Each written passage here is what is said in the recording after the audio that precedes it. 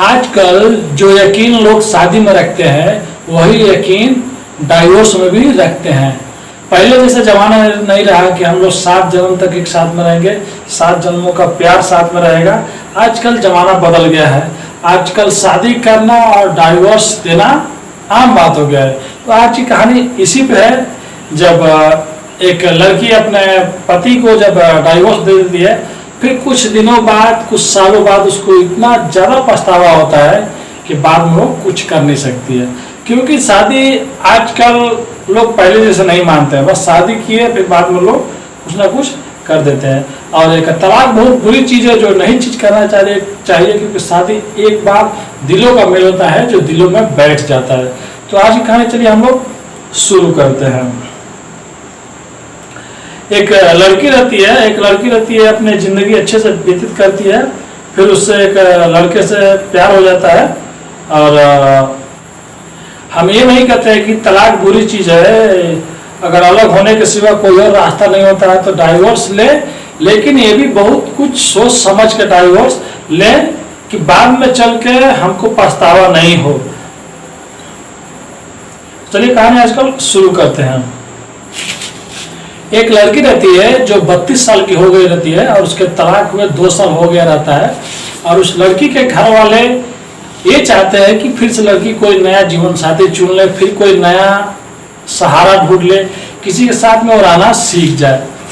फिर लड़की को भी बहुत से लड़के दिखाए गए, बहुत से लड़कों से वो लड़की मिली भी और एक अच्छा जीवन साथी ढूंढने के चक्कर में बहुत से लोगों से मिली। लेकिन जो भी मिलता था तो उस लड़की को लगता था कि ये मेरे एक्स हस्बैंड की तरह नहीं है, मेरे पहले वाला जो हस्बैंड है उससे अच्छा ये नहीं है। फिर लड़की करती भी तो क्या करती, फिर लड़की बताती है कि जो मेरा पहला हस्बैंड था वो बहुत अच्छा था, मुझसे बहुत प्यार करती थी और हम लोग एक ही साथ स्कूल में पढ़ते थे। फिर हम लोग एक ही साथ एक कंपनी में काम भी करते थे और फिर बाद में हम लोग शादी कर लिए और एक दूसरे के साथ हम लोग छोटे से घर में शिफ्ट हो गए। और लड़की बोलती है कि मुझे आज भी याद है कि जब मेरे को बैग खरीदना था तो मेरा पति पैसे थोड़ा थोड़ा बचा बचा के मेरे लिए बैग खरीदा था। और मैं एक जिद्दी टाइप की थी, एक जिद्दी टाइप की लड़की थी, बिगड़ी हुई शहजादी थी। मैं जिस चीज़ की जिद करती थी मेरा पति कहीं से भी लाता था और मेरे को ला के घर पे देता था। लेकिन मैंने ही अपनी ज़िंदगी अपने हाथों खराब कर ली।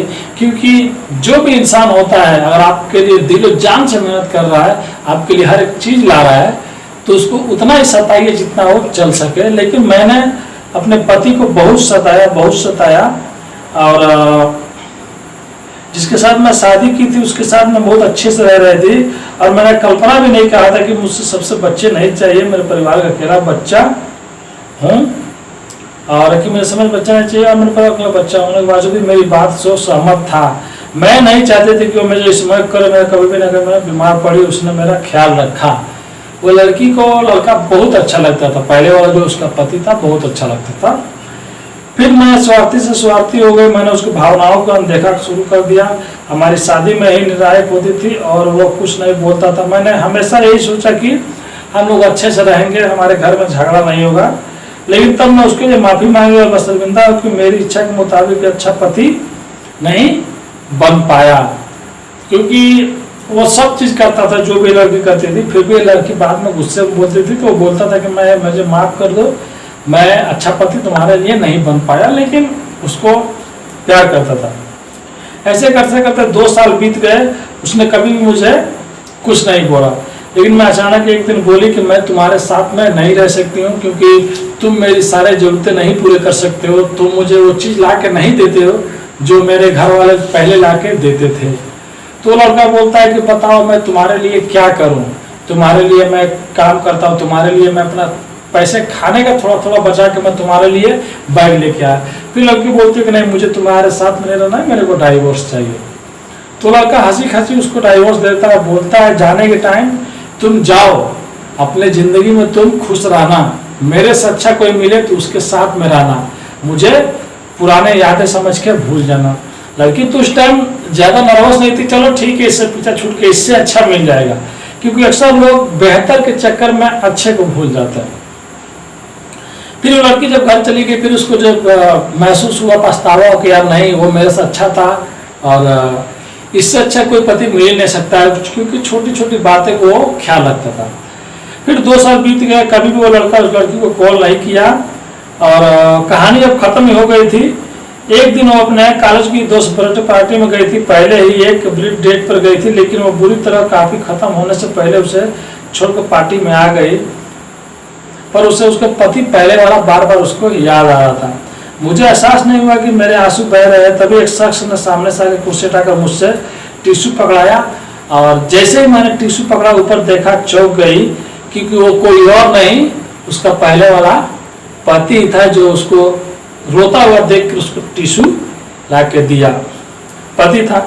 मेज के दूसरी तरफ बैठा हुआ एक दूसरे आदमी से 2 साल बाद जब आदमी मिलता है, वो भी जिसको गलती का पछतावा हो गया, तो समझ सकते हैं उस टाइम फीलिंग क्या रही होगी।